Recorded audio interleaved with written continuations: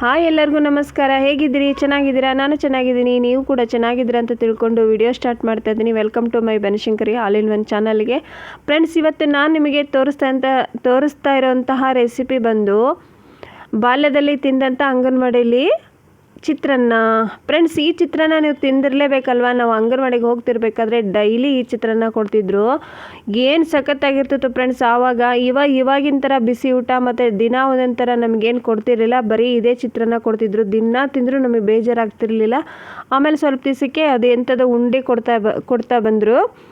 ಆದರೆ ಈ ಚಿತ್ರಾನ್ನ ಮಾತ್ರ ನೆನಪು ಮರೆಯೋಕ್ಕಾಗುತ್ತಾ ಹೇಳಿ ಫ್ರೆಂಡ್ಸ್. ಅದಕ್ಕೆ ನಾವು ಮನೆಯಲ್ಲೇ ಮಾಡ್ಕೊಂಡು ತಿಂತಾಯಿದ್ವಿ. ಇದನ್ನು ನಿಮಗೂ ತೋರಿಸೋಣ ಅಂತ ತೋರಿಸ್ತಿದ್ದೀನಿ. ಏನು ಸಖತ್ತಾಗೆ ಬರುತ್ತೆ. ಬನ್ನಿ ಮತ್ತು ಯಾವ ಥರ ಮಾಡೋದಂತ ಸಿಂಪಲ್ಲಾಗಿ ಹೇಳ್ಕೊಟ್ಬಿಡ್ತೀನಿ.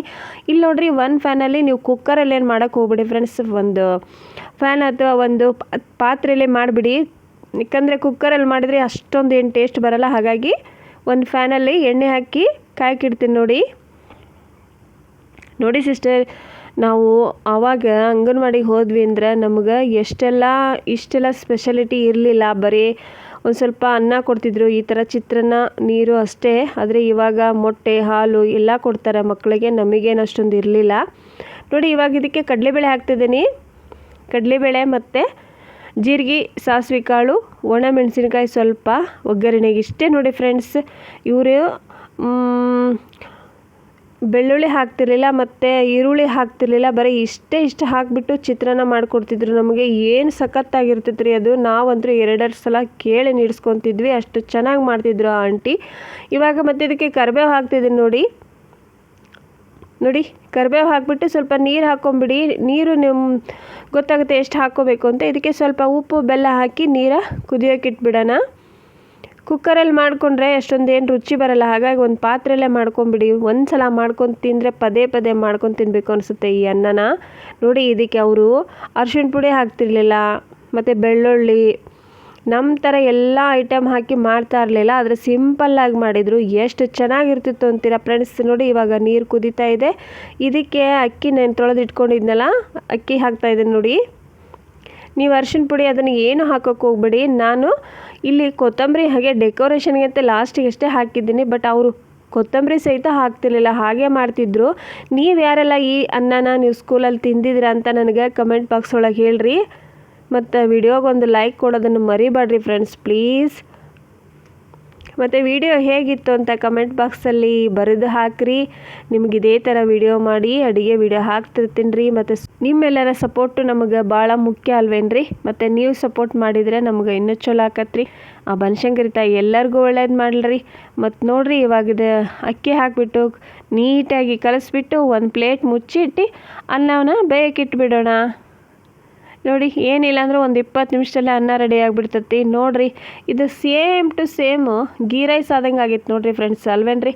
ಗೀ ರೈಸ್ ಏನು ಮಾಡ್ಕೊತೀವಲ್ಲ, ಬಟ್ ಅದಕ್ಕೆ ತುಪ್ಪ ಅಲ್ಲ ಹಾಕ್ತೀವಿ. ಇದಕ್ಕೆ ತುಪ್ಪ ಹಾಕಿಲ್ಲ, ಎಣ್ಣೆ ಹಾಕಿದ್ದೀನಿ. ನೋಡಿ ಫ್ರೆಂಡ್ಸ್, ಎಷ್ಟು ತಿಂದರೂ ಬೇಜಾರಾಗಲ್ಲ. ಈ ಅನ್ನ ಮಾತ್ರ ಮಿಸ್ ಮಾಡ್ಕೊಳ್ದೇ ಒಂದು ಸಲ ಅನ್ನ ಮಾಡ್ಕೊಂಡು ತಿನ್ನಿರಿ. ಈ ಅನ್ನನ ನೀವೇ ಹೇಳ್ತೀರಾ, ಸೂಪರಾಗಿ ಟೇಸ್ಟ್ ಕೊಡುತ್ತೆ.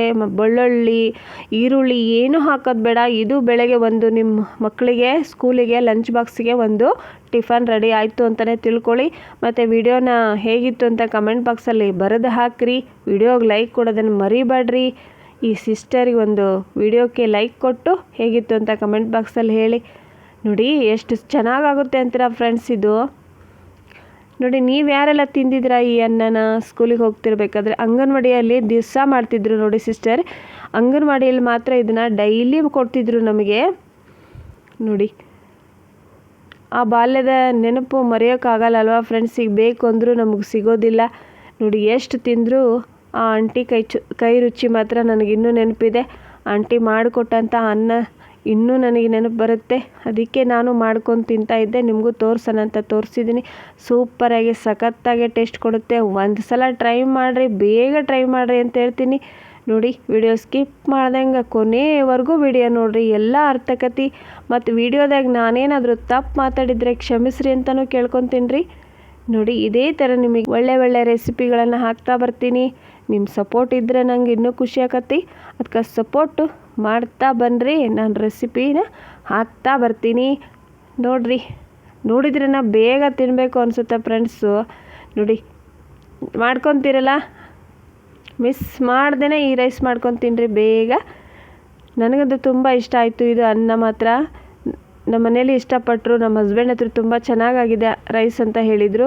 ನೀವು ಟ್ರೈ ಮಾಡಿರಿ. ಮತ್ತೆ ಸಿಗ್ತೀನಿ. ಧನ್ಯವಾದಗಳು.